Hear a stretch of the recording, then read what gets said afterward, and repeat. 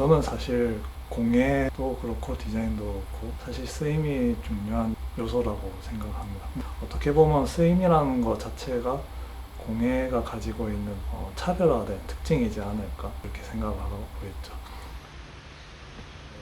제가 초등학교도 가기 이전에 저희 어머니께서 즉흥적으로 저한테 전국에 있는 사찰이나 이런 데를 가보자면서 이렇게 데리고 다니셨어요. 그러다 보니까 이제 사찰에서 보이는 건축적인 특징이라던가 조형성 이런 데 이제 자연스럽게 관심이 갔던 것 같고요.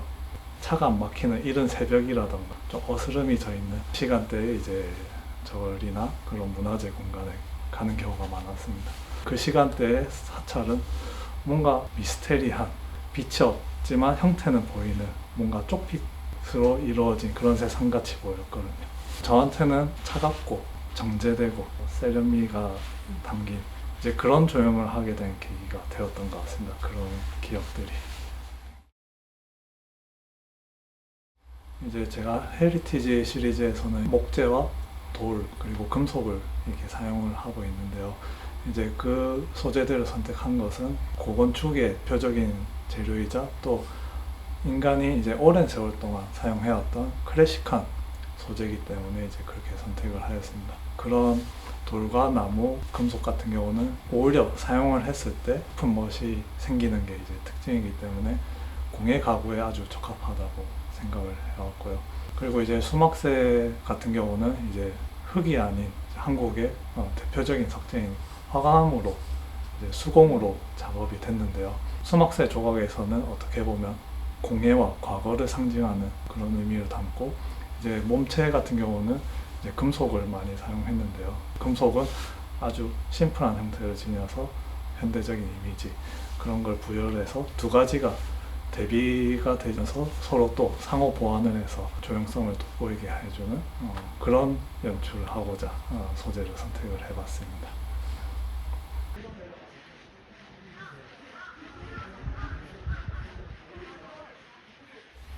제가 생각할 때 제 작품은 결국엔 생활 공간에서 사용되는 가구이기 때문에요. 현대의 이제 생활 공간이나 다른 가구들 이런 것과 조금 어울려야 된다고 생각을 했었습니다.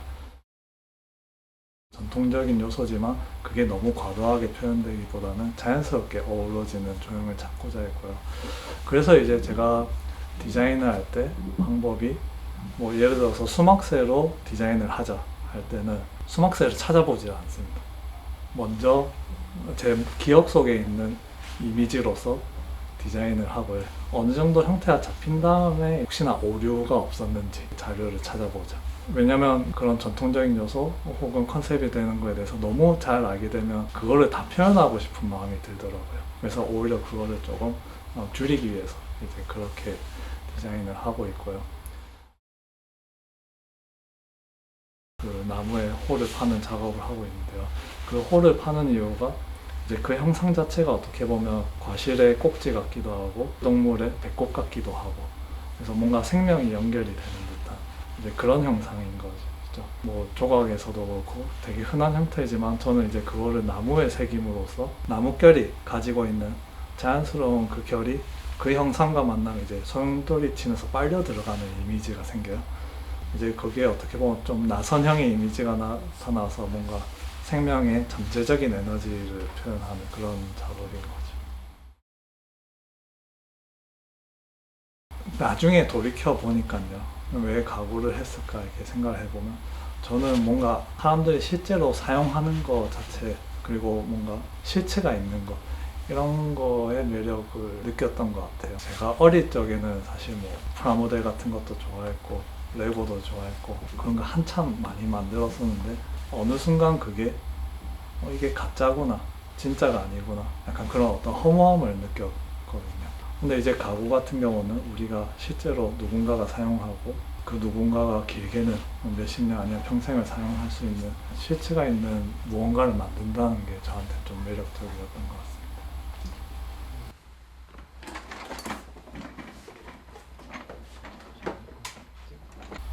사람들도 어떻게 보면 한국 전통이기 때문에 관심을 가지기보다는 그 안에 있는 그런 순수한 아름다움 자체도 좀 알아봐 주시길 바랍니다. 예.